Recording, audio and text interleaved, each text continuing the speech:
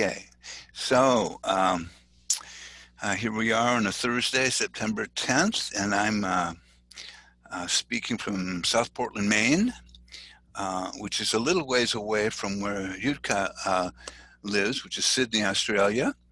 I think it's on the other side of the planet, and today we're talking about the awesome Type 4, one of my favorite types, for reasons you probably already know of. But anyway, so I just wanted to start off. So good to have you here, and just to be with your lovely spirit, and you know, so just start off and just say a little bit about how you discovered the Enneagram and sort of where you went from there. Well, it's a strange story, Michael. Good. I love strange stories. How could it not be? Of course, I've got a story. Right. So I did a weekend where I was convinced I was a 7. Very happily went away, bought all the books, forgot about it. And strangely enough, and you'll be so surprised to hear this, I was in a relationship with somebody later on who was very into the Enneagram and said, you're definitely a sexual 2. And I thought, oh, okay. So because he was so into it, I thought, oh, well, I'll kind of, resurrect my interest. Very 4. Anyway, then I was going to Hong Kong to visit dear family who worked during the day. So I thought, well, I'll try do something during the day while they're at work. And I noticed there was an Enneagram professional training, and I'm a psychotherapist. So I thought, I'll go do that. So I registered, and just before I went, they said, you haven't paid for the residential component. And I said, I don't need it. I'm staying with family. And they said, right, in China. And I went, the training is in China. And they said, yeah. And this is like classic me. I didn't read the fine print. So I thought, okay, I'll go to China then. So I saw my relatives, and then I went off to China. And I remember walking into the room, and Helen Palmer and Peter O'Hanrahan were running the first stage of the narrative training. And I walk into a room of about 60 Chinese faces. Wow. Helen, and because of my name, I think Helen and Peter thought, she's Chinese. I walk in, and I remember Helen looking at me going, what are you doing here? And I said, I don't know. Anyway, there was 2 translators, one in Cantonese, one in Mandarin, and Helen and I sat next to each other so I could hear her the whole time. So I did my first training in another language, and I learned it somatically, because I could not understand any of the panels or anything anyone was saying, but I was watching them. And I remember being so clear I was 2, and sitting on the 2 panel and saying to them, I'm a little different to you guys, you know? And I remember Helen saying, do not tell each other what you think each other's types are, but at every break, a Chinese man would walk past me and go, yeah, oh. I'm a 2. Huh. Second stage of the training in the States, still as a 2, very embarrassing. This is now my second stage of professional training, convinced I'm a 2. And we did this big somatic piece, and I realized I was a 4. And I was absolutely devastated, and then kind of found my feet with it. So that's my introduction. Yeah, and so I also, when I discovered that I was a 4, I was horrified for whatever reasons. It was a shock to have my internal patterns named, and to discover what I had kept tripping over, but sort of having a kind of pride about it. It was just an oddest thing. So when you had that shock, what happened for you? What was that about for you? I think I connected with um, a sort of deep, deep sense of abandonment. And it was almost like the minute I connected with it, I fell into the hole again. And then the second thing I did was I withdrew, and I went to my room and didn't really want to be part of the group. I think I was part of the way through CPA training. I just went into this massive hole, and I remember one of the teachers coming and spending time with me, which was so wonderful. And that's one of the joys, isn't it, of doing residential work. Mm, And um, and we just worked through the hole. We worked through the hole, mm, and we saw it. We made that very beautiful distinction between the current reality and the past, and which and had and the past. uh-huh. My history, and so which until then had almost been glued together. Now. Mm, So it was incredibly therapeutic and wonderful. And then I was able to kind of embrace it and very possibly over identify with it, which is kind of, I think, what happens for a lot of people. It's like, yes, I'm a four, and this is what fours do, so right into that. I'm wearing this. Uh, and, took a little longer then to disidentify with it. Yeah, so some interesting similarities. I know when I discovered I was a four, I had read Don Risso's description, and then Helen Palmer's in it, and I thought, this doesn't look good. I, my self-image was I was doing much better than what this description said, and I was like, oh no! I so prided myself on how advanced I was, and then it was like, boom! There was my patterns, and that started me on a sort of upgraded journey. So how have you worked with your beloved Type 4 patterns? Like, uh, you know, what's that? What do you notice? What's that been like for you? Well, I had worked I had worked a lot with my early abandonment history. Hmm. What I And then I went and did the Hoffman process. And so, they say at Hoffman, the bad parent or the perceived bad parent is the easy one to work with. It's the good parent that it takes a little more to get rid of those patterns. Yeah. So then I did a lot of work around my enmeshment with my dad. And so that was incredibly helpful because there was, the push pull story in the four, the fear of getting enmeshed and overwhelmed somehow, and it's never quite right. And I could sort of identify that very clearly in my history. Yeah. And that was a revelation to me. That really changed a lot.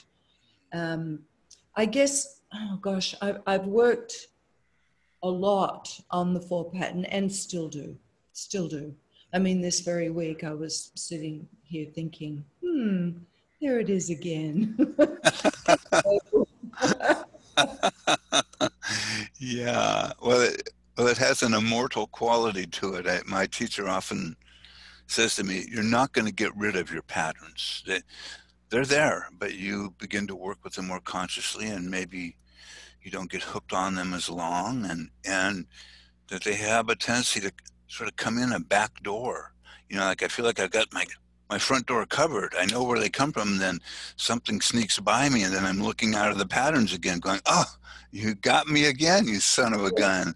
So yeah, it's quite humbling, of course. But so you mentioned a couple things: the push pull Like I identify with that with relationship. I'd be drawn to somebody, and then I'd be disappointed they weren't quite right, and I would idealize them, and then I'd be horrified that they weren't. When the infatuation fantasy broke, I would feel like they lied to me. You're not the goddess I was certain you were, and then I would pull back, and then I'd get scared, and that lasted for a long time. It was hard for me to be in relationships until I started to sort that out. And when I saw Helen Palmer talk about that, push pull, I went, "Oh my gosh, it's a pattern." And that then I got to start watching it. But what have you noticed around that in your life? Is that something that shows up from time to time, or?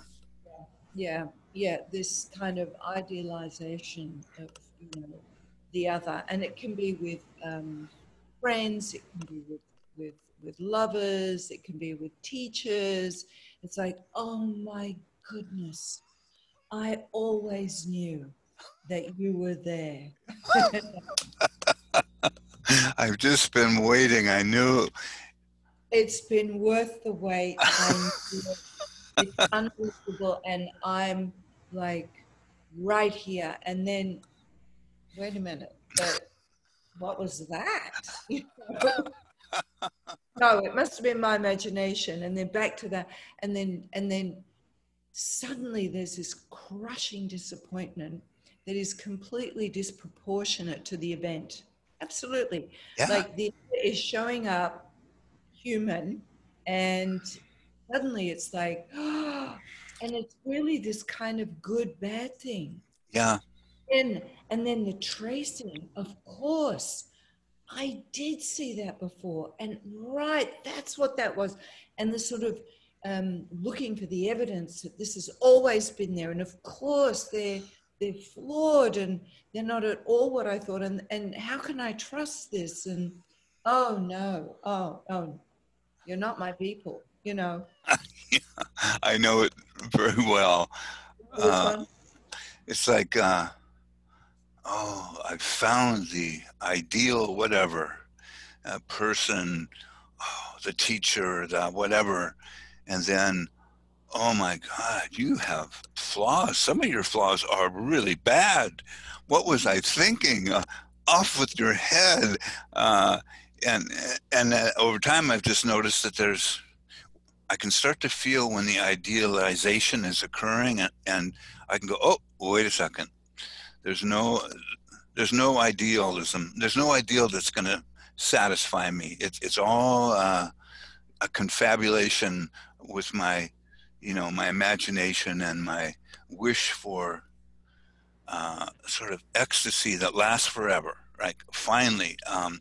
So yeah, it's quite something, and certainly can wreak havoc on relationships. Where I was only good for as long as the infatuation was there, and then I was like, I got a bad deal. I got to go someplace else. But so yeah, so how have you learned to work with that?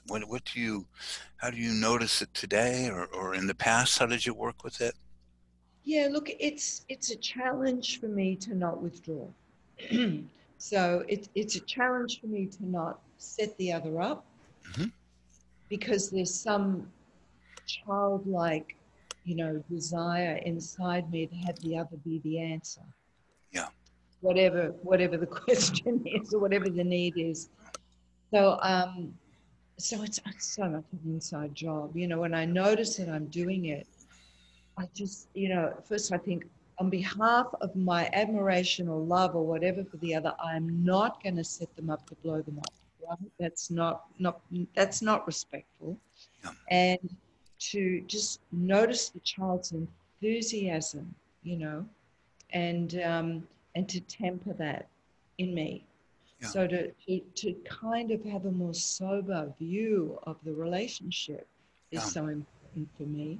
yeah, And then inevitably, when something happens in a relationship, to see it as a potential for deepening rather than oh, I'm out. yeah, And it takes quite a lot of work. yeah. It really does. Yeah. Well, it's such a for me. it reminds me of a drug high that I used to get when I would, use different substances. And it's like, I can feel it. It's like, whoo, oh, this feels so good. And there's the object, and somehow they're conforming to some ideal. And I think it helped for me to begin to realize what a pain in the neck I was to live with, and to go, I'm not anybody's ideal. I'm a four, and I go through all sorts of stuff, and I get temperamental, and thank God I'm not in a relationship with another four, because it would be so hard. I mean, there's not room for two of us. But yeah, that's I think notice I can feel it like in my belly. It starts, there's an excitability, and then the movie screen, here comes the best movie ever. And now, I go, oh, how many times have I watched this movie? About 5,000. How does it end? Badly, because has nothing to do with the person, right? So yeah, it's kind of the fantasy capacity to fantasize, that has been interesting for me. So yeah, how do you work with, that natural, both creativity and fantasy pattern that's just sort of comes with the territory? Yeah, look, I think, you know, I want to sort of honor the function it had as a child or when I Yes. was a kid. So for me, having a fantasy family was so important as a child, and I would construct it by, drawing the curtains and closing the door, and I would construct a world and Yes. inhabit at times that were really tough. So, creative genius, great, but the downside of it is, I mean, I can go from "Hi, how are you? My name's Jutka" to "God and the wedding," you know, and our lives together.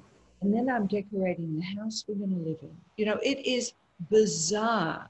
In 5 minutes, it can just, and then what I do is I take myself out of reality, and it is a drug because I state change. Yes. And I absolutely insert myself into that fantasy, Yeah. and start living it, so that what was once a great resource is a nightmare now. Mhm. And then I'm kind of like, well, why isn't the other person kind of stepping up to the fan? Like, where are you? Come on, giddy up. Whoa. Get in the movie, for Pete's sake, right? Exactly. Well, I noticed that, particularly around the fantasy around, for a period of time, like thinking there was an ideal person for me that I really yearned for. And then I can remember one day, this is, it's like 9 or 10 people walked by, and they all felt like the soulmate. And I went to my teacher and I said, "What's going on?" He says, "Well, you're just messed up. That's all. You're a type four, and you're projecting your anima onto everyone around you, and you've got to start disciplining your creativity. If you start to do that, that fantasy life and that fantasy pattern won't get so taken by that four pattern of." To me, it was like a longing. As a little boy, I experienced a deep longing for something I couldn't put my hands on. So it started getting tacked onto objects along the way. And then, poor women who came into my life were then you know, had to track them down and see if they were the real thing. And then, how have you noticed that, or have you experienced that longing for the soulmate or the chosen one? You know, Oh, definitely. Absolutely. And if I'm with someone and, we're together for some time, it's almost like there's me, there's the other person, and the longing. There's three of us in the relationship. that's great. Yeah. and and every now and again, they touch into the longing, and then they don't.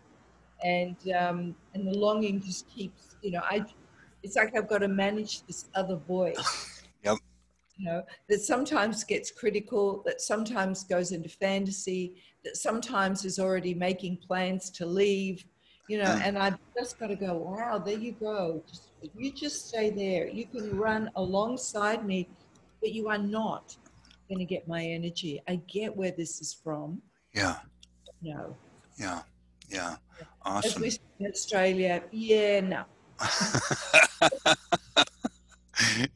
Well, it's such a, I know for myself, because I feel it in my body. It's like, oh, this must be real. No, it really has no, it's just, my wish for something, sort of scrambling with my emotional hunger, and then I've got a movie, right? So, yeah, But so you're right. It informs my art. You see, that's what, yes. I used to do a lot of journaling.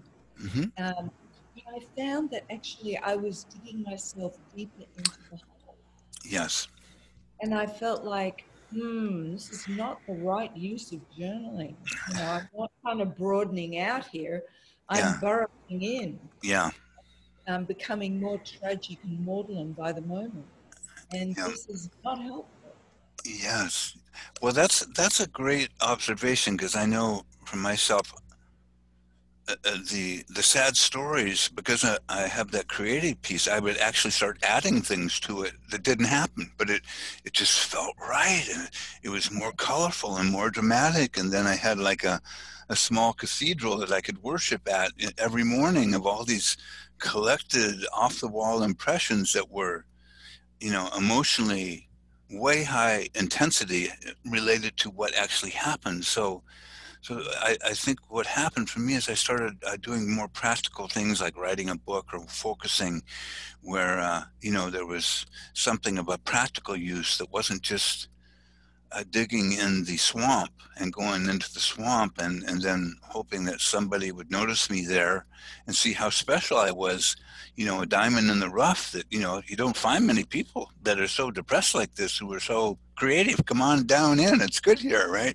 So, so what for you, what have been the healing things? Like you mentioned the Hoffman process, which to me felt like it was designed for the four, in everyone, right? It's like, this is, but yeah, and because I did that, and it was like, wow, we're going to express from the depth. It doesn't get any better than this.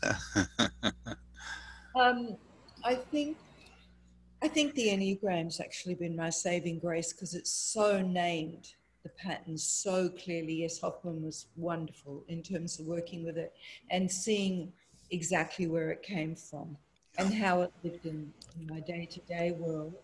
And then just really what's really helped me actually is movement and action.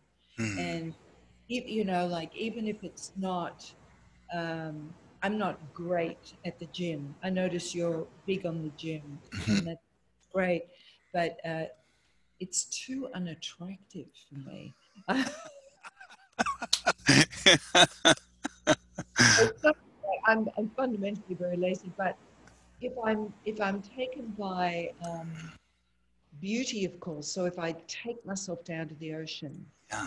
for a walk, and, I've got a dog, so falls with animals, really, that's they're our companions, especially in childhood often, and so I wouldn't ever not take my dog for a walk. So I get exercise. So then in that exercise, I try and not just let my mind wander back to me, right? Yeah. Yes. I listen to a podcast or a book or, chat with someone. So I try and get away from circling back down. Yeah. Yeah. Or I'll go shoot hoops across the road in the park, or Oh, I'll awesome.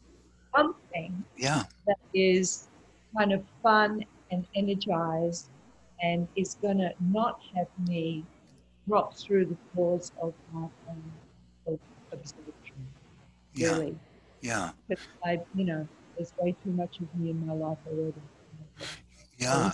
Yeah. Well, that's a uh, really awesome, important point for me too, is being in my body, And so when I lift weights, I I don't let myself spin off into fantasy, but I really sense into my body when I go through the regimen and and stay present to that, and that has an interesting grounding effect. The same as yoga. When I do yoga, I mean, you can do yoga and be thinking all sorts of tragic thoughts, or you can actually be sensing the parts of your body, and what a difference that is when I'm bringing attention into sensation, or riding a bike or whatever. But if I don't do that on a regular basis, it's almost like the swamp starts coming up. And the next thing I know, it's like up to my eyeballs, and then I'm in the tragic movie, and I'm the outsider, and I'm misunderstood, and I'm a fraud. I mean, whatever that is. So when you get caught up in the patterns of the four, like what do you notice on an emotional level? What do you experience? Um, Very similar to what you've said, and I isolate Hmm.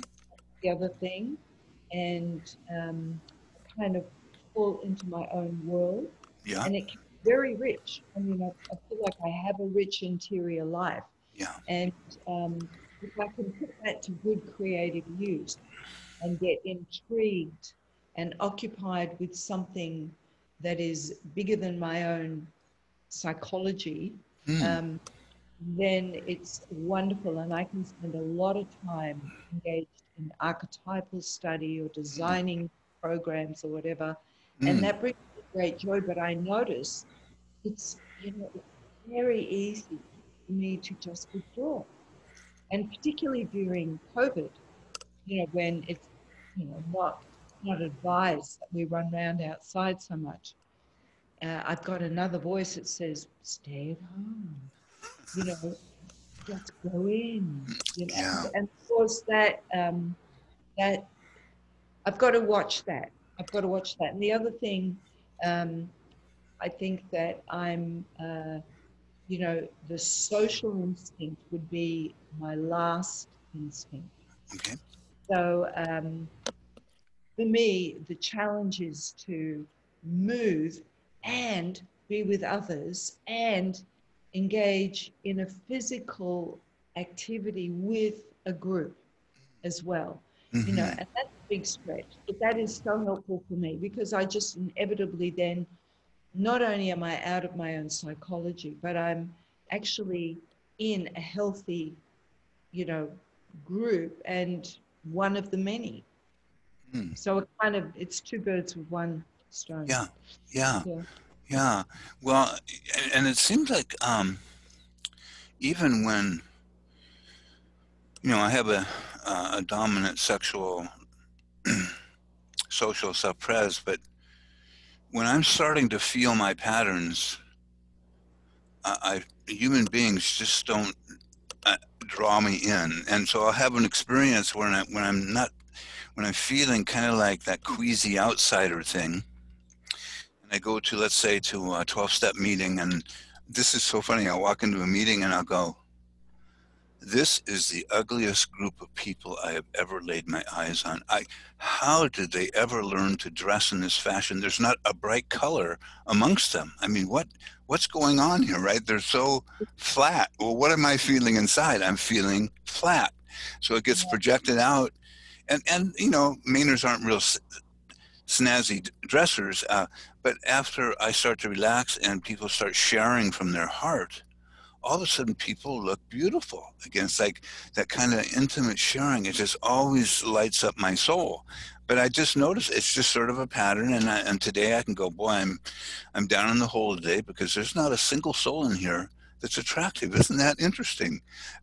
What's going on with me? So I don't know, how have you noticed that sort of stuff? I mean, Yeah, I think for me, walking into a room, yeah, I can go into that. Mm, who are these people? You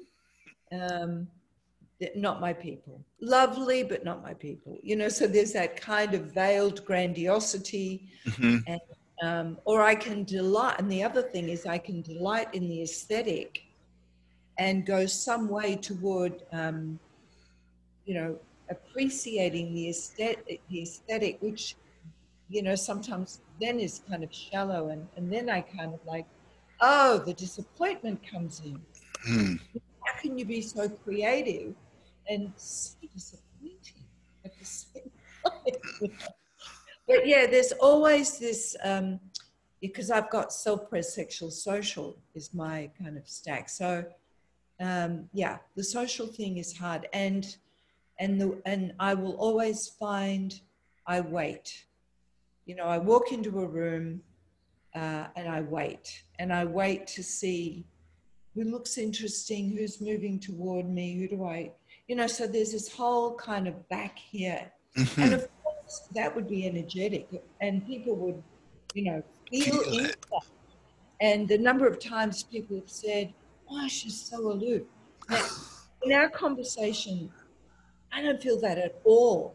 But if you and I were in a room together, you'd kind of know what I mean. And it's just a sort of getting over a sense of separation that is kind of the first port of call Yeah. when I walk into a room. Yeah. First port of call. Yeah. Yeah. That's separation. It's just separation. It's not even a judgment at that point. Hmm. It's that I've walked into something, but the something is there and I'm here and I've walked into it. It's not like I just am in, Yeah. you know. Yeah. So that natural sense of belonging. And I watch people with that. And I'm like, how do you do that? No self-consciousness. So being a four, there's already that. And then having social in the third Yeah. is like a double whammy. And it's, every time I go out, the best fun is getting dressed. That's the fun part, huh? Around with the kind of, whatever. And it's not even, it's not for the other people because I don't, I wouldn't, I just wear what I want to wear, but it's fun putting this together, that together. Sounds really deep, doesn't it? But it is kind of, a bit of a creative moment. And then it's like, oh, but now I have to go out. It's funny. Oh, Yeah. I got to take this creative work out on the road and talk to it's a funny thing. I notice for myself that when I'm, in a place of just feeling present, I have this great experience of just feeling like I belong with people and I belong here. And it's just such a joy. But sometimes it's almost like there's a force field. It's just, I walk in and it's like I'm out here, just as you described, and I don't necessarily know how to get in. And I do. I notice that people, I'll sit down in a room and no one sits next to me on either side. I'm going, what is it with it? I'm a nice person, but there's something in my force field that scares people or pushes them away. So I just I just notice that from time to time when I'm in a good place, they seem to come around, but it's palpable to them when I'm yeah. sort of in that space. So Then you yeah, go into the self-fulfilling prophecy of, I knew it. These are not my people, right? they're truly idiots. What can I say? Yeah. Trying to believe. No, I mean, it is, it's like, I know that even at workshops, when I'm running programs and there's a tea break, I'll go, oh God, I got a tea break, I go to the tea break and it's great. It's great. We're just hanging out. We're just Yeah. talking. And all of that disappears. But it's Awesome. like a weird threshold I've got to get over Yeah. that rolls also on the side. Yeah. Yeah. Well, I think my wife has accused me of being low social because all the things you're describing are just like sort of innate to my experience, and uh, so it's quite an interesting predicament. So, um, are there any particular practices or ways of framing the situation that makes it a little easier to kind of relax into it, or you know? Yeah, I think a friend of mine said to me quite recently, actually, he said that his teacher said to him, "Be the first one to smile." Such a simple thing. Yeah. I've kind of been practicing that, just being the first one to smile. And it's so interesting, you walk around Sydney and we don't have too many masks. We're doing okay for the moment. Yeah. Um, unlike our poor cousins in Melbourne, they're not doing so great. They're getting better. But Sydney's all right. So we don't have that many masks. But it's almost like everyone's keeping social distance, and people confuse that with eye contact, right? It's like, don't even look at each other. Do not look at each other when you pass, right? So, so it's made that a bit more challenging. Hmm. Yeah. But I find that there's something about be the first one to smile, Yeah. have that open invitation. Mm. Just getting used to that expression of invitation is Mm. very helpful for me. Yeah. Whether they smile back or not, it's me practicing that muscle of opening. And yeah, and bringing my energy forward, because I know that I can be chatting, but I cannot be in myself chatting. I can still be back here Yeah. chatting. Yeah. To just bring myself Yeah. to the core of Yeah. me, Yeah.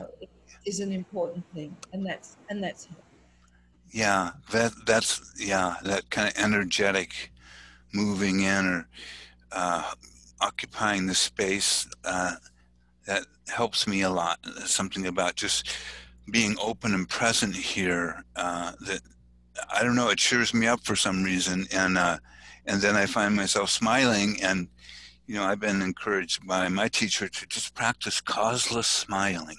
Like there's no yeah, reason. Hmm. And then notice what you feel. Like if I smile, my belly gets more relaxed and it's pleasant. It feels good to me, right? But in the beginning, I said, that's not authentic. I'm not going to do anything he says, well, you can be authentically miserable or you can work with this a little bit, see what happens. Maybe it will shift what you're identified with. So, yeah. actually, you make a really good point, and this has been hugely helpful for me in my journey. And that is, this sense of authenticity and this kind of colonization of thinking that if I feel it, it's real. Yeah, Yep. and um, and thinking, nah, no, it's not. Actually, no. And who feels it? And who's saying this is real? Like getting a little more curious Yeah. around the part of me that has a tendency to milk every emotion. It's almost like I've got a miserable scout. Like, Hmm. where's the misery? Where's the misery? Oh, there it is. What? Oh, I feel it. Therefore, it's real. Yes. Yeah. What a loop, you know? Yeah. Yeah. Well, Just that's hope. well. It's one of my practices has been I have this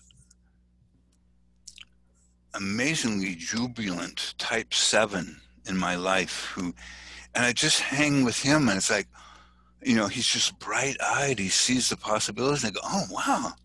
This is I notice that it's contagious that as a 4, we tend to pick up on people's energy. And, so as my teacher says, you're only as healthy as the company you keep. So, choose carefully. And so in the past 4 or 5 years, it's like joy has become accessible and just sort of causeless joy. Like, it's just good to be breathing here today. How are you? I'm breathing too. It's great, isn't it? Right? I mean, it's so simple, but that's been very helpful as a practice for me, along with smiling and that again, that making contact and not, there is I know I'm in trouble when I've decided that everybody on the planet has disappointed me. And I'm looking like, is there anybody I like? Oh, I'm in the pattern. It's got me. There's not a soul. They've all disappointed me. What is that? So has meditation been a part of your journey? Doing any kind of sitting meditation or movement meditation? What would you say? Yes, yes. I'm in the Ridwan school with Oh yeah, others, yeah, yeah. and have been for a long time, Hmm. and um, I'm not as regular at anything as I'd like to be, quite frankly, including meditation. But yes, very much so. But dynamic meditation, I mean, not any particular form of dynamic, but I find that um, movement first and then sitting after is very Mm, helpful. Almost like the movement yeah, clears things out, realigns things, yeah. and then I drop in a much better space. And I can then um, broaden out. I can get very Yeah, narrow, you know, yeah, yeah, energetically. energetically, yeah. Yeah, So I find that anything that broadens me out, and that can be definitely music. And I mean, I've got a whole, playlist of miserable, wonderful, haunting music. I've got a playlist, and they love me at Hoffman because it's called Haunting Me Beautiful. That's the name of the playlist. But when I listen to a broader range of music, when I go to the ocean, when I go into nature, yeah, when I'm with my animal, all those kinds of things, as are very supportive. So yeah, it's again, it's kind of expanding, broadening out, and almost like welcoming myself into the planet and then dissolving yeah. into everything.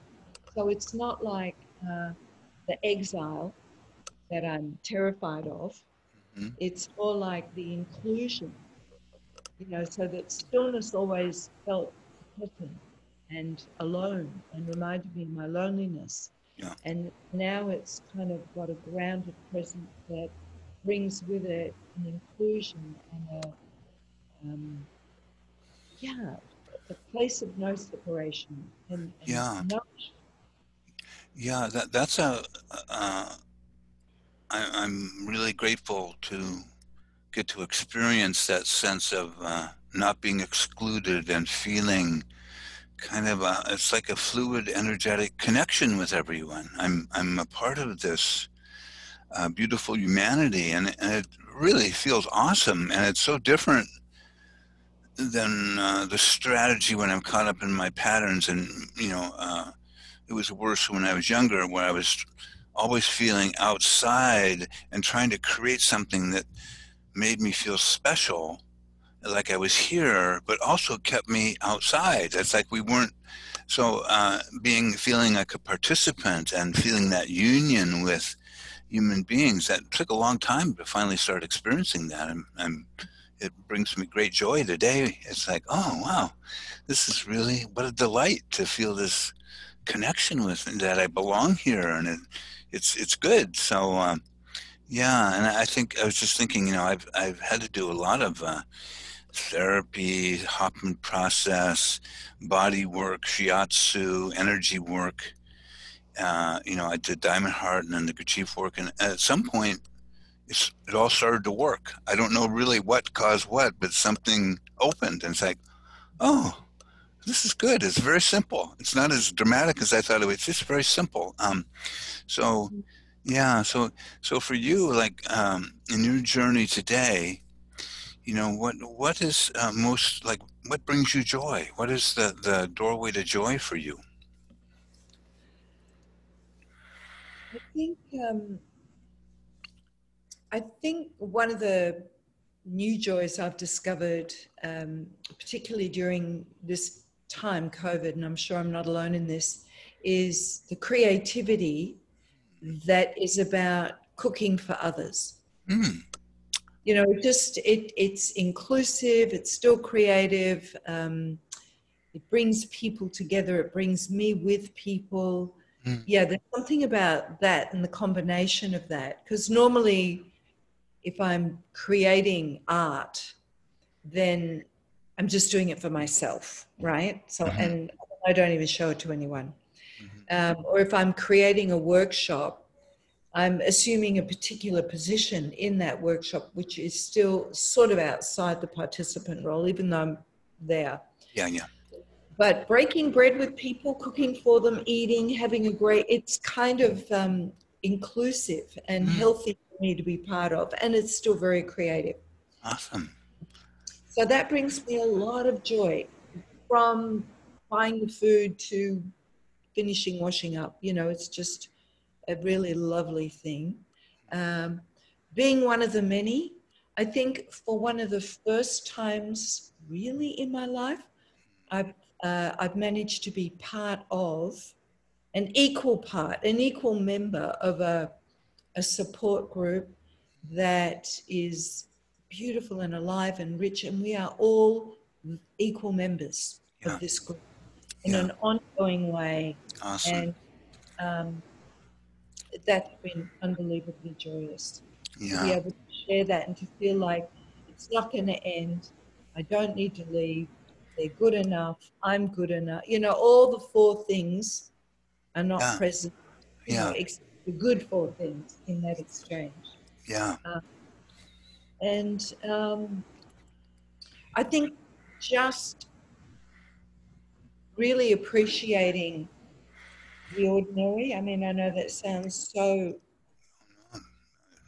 weird to anyone who's not a four, but to a four, it's like, oh my goodness. yeah. And you know that Leonard Cohen, you know Leonard Cohen, he was a four, I think. Oh, yeah. Oh yeah. And and you know that saying that he's got, if you see yourself as part, if you don't see yourself as part of the ocean, you're going to get awfully seasick. And I think for me, that's been fantastic. You know, what brings me joy is even when stuff's going on or stuff's not going on, Mhm. uh, that I just broaden out. And there is a kind of oceanic place that I'm part of. And just the joy of being able to do that after so many years of and looking for the wave, you know, Yeah, uh, great. But I think more than anything, it's still connection. It's still my people. yeah, Uh, yeah. yeah. Well, I like that the image of the ocean and being a drop.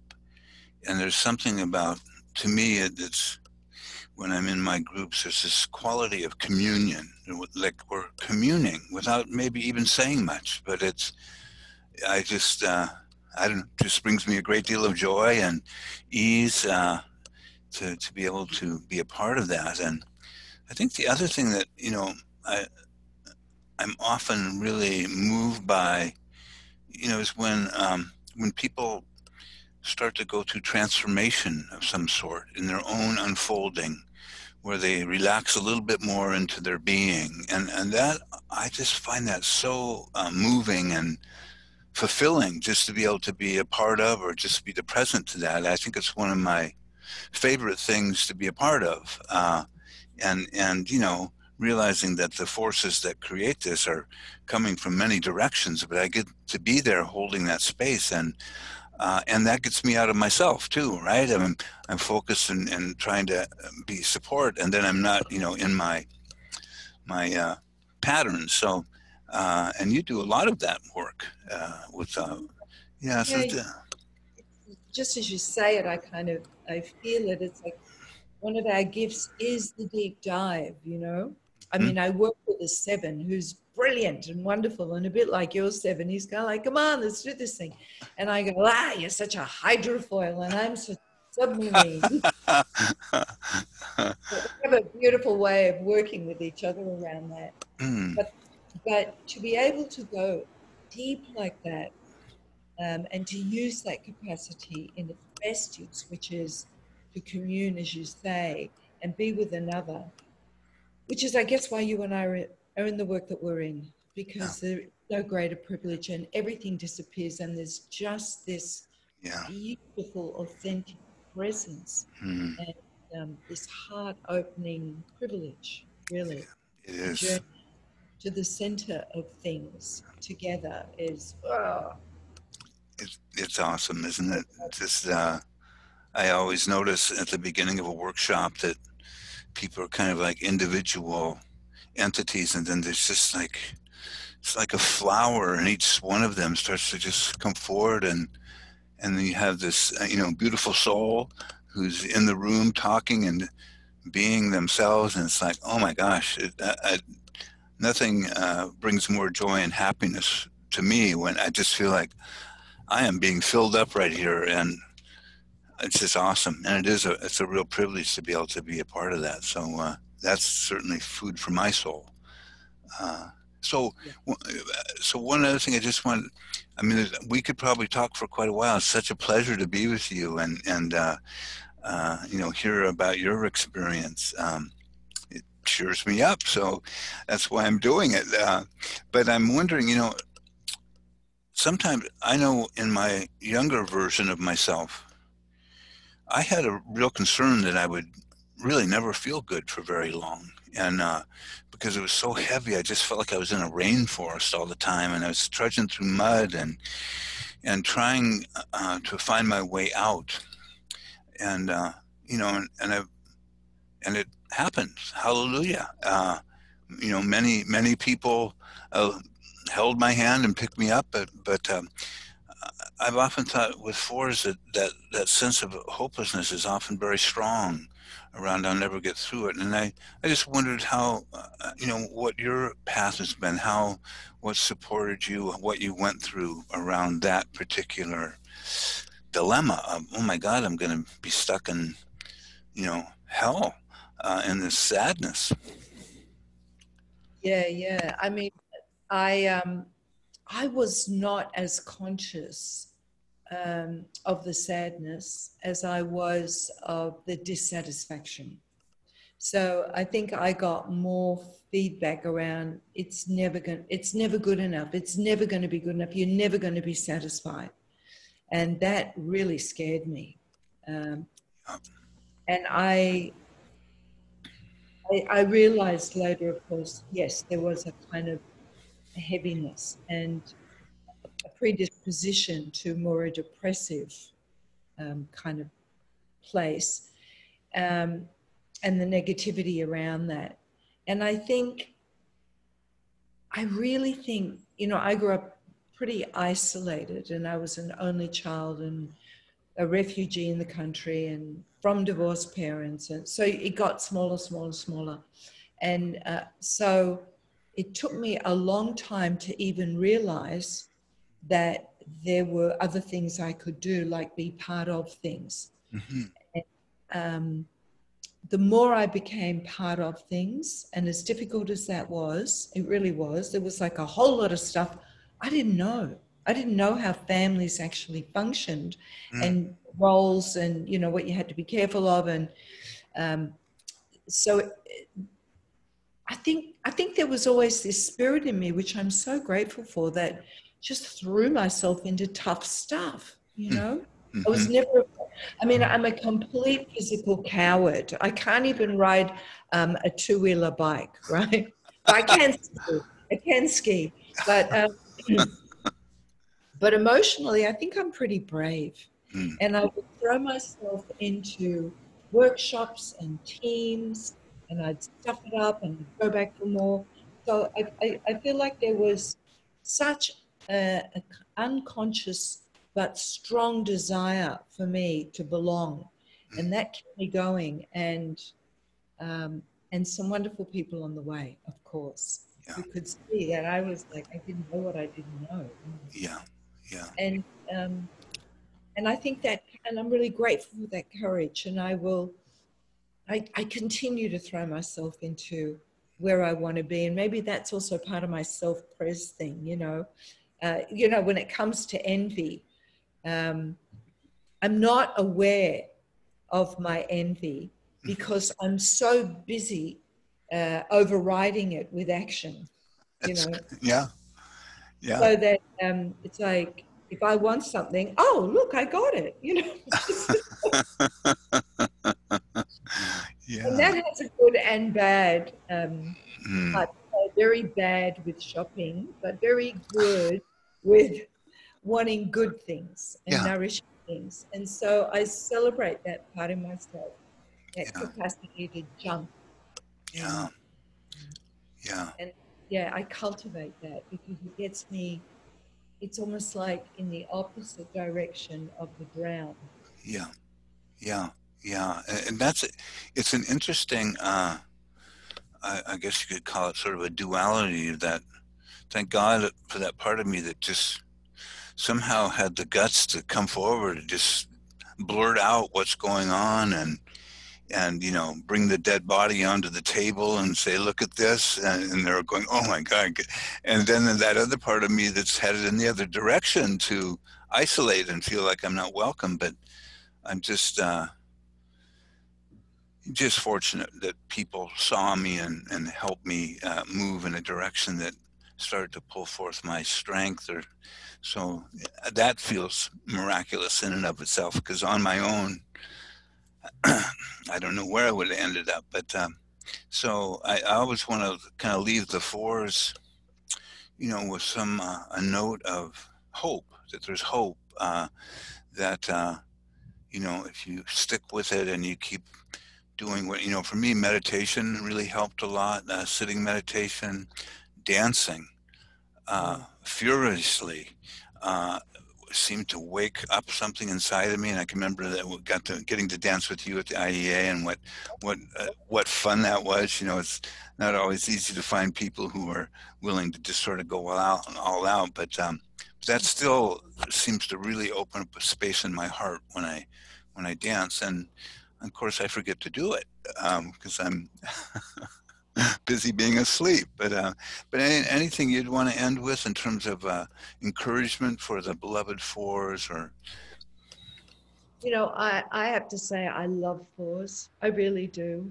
And I feel like when I meet them, there's a part of me that just, and I hope this doesn't sound patronizing, but I just want to hold them and yeah, get it. I get it. yeah, And there's such a porous fragility and fierce authenticity. It's just full of beautiful paradox. it is. The creativity and the destruction and that we're complex and we're not for the faint-hearted, but we are absolutely for the full-hearted. And just that distinction, uh, just to find the distinction between your essential authenticity and the authenticity that your structure says is true. Just to make that distinction is Yeah, so helpful. And move that body in joyful way. yeah, Let joy in to that astonishing depth and capacity. yeah, yeah. Well, that's a beautiful distinction between what you imagine being authentic is, and then actually sensing it beneath the patterns, and well, that just calms everything down. It's just like, I don't have to effort like I've been doing. It's just there, and I can be with it, and I feel good. Hallelujah. This is good. Thank you. I don't know how it happened. I often, people often kind of want a formula, like, how do I get from A to E? And I go, one day at a time. You trust your instinct and try to find healthy guides and don't give up. And this is what I did. These are the 19 or 20 things I did, and they weren't in order, and then something worked. So, because, yeah. So, I mean, the other thing, and I know we've got to go because we've been going for a while, but um, ordinary happiness, or what other people would say just fine, um, felt like nothing for me because I was so used to the highs and the lows. And yeah, it was almost like all I'd ever eaten was minestrone or rubbish. And I had to develop the sensory appreciation for miso, which tasted like nothing in the beginning. mm-hmm, but I had to refine the whole sensory being Mm, to start to really feel into, wait, there's nourishment here. You know, there's a subtlety here that is so refined and so gorgeous and so mm, clean and clear. mm-hmm. I don't need minestrone with extra pepper and this and cheese. And actually, life mainly is miso.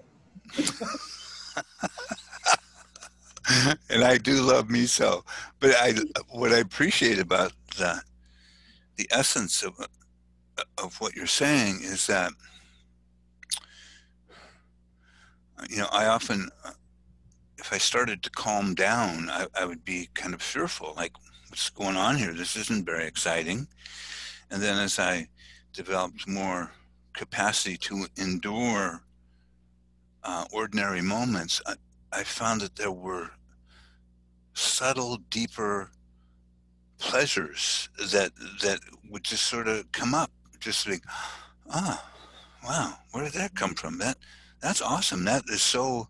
It's like a thread of fulfillment would just sort of move into my heart, and there would be I think of the word equanimity. That there's this that at the core, when I'm present, there's this kind of still, vibrant, satisfying lake that just sort of bubbles up, and regardless of the whatever weather pattern is in the moment, that is a source of nurturance. And I know it's a lot of words to try to describe sort of essential states or whatever, but there's something about a subtle quiescence that is actually very enlivening in a sort of counterintuitive way. And even as we're talking, my fingers and hands are getting, like an energy field popping up. So uh, complicated. I don't know if anybody understands. I mean, that may sound crazy, but that's, Totally there with you. Got it. Got it. In fact, for years now, um, I've wondered why I've been drawn not so much to the ocean, which I still love, but to a lake or a harbor or still water. mm, And it's and you're right, it's the equanimity. There's something so still and peaceful and full yeah, and allowing mm, into that stillness. yeah, So thank you for that, because I hadn't actually made that connection before.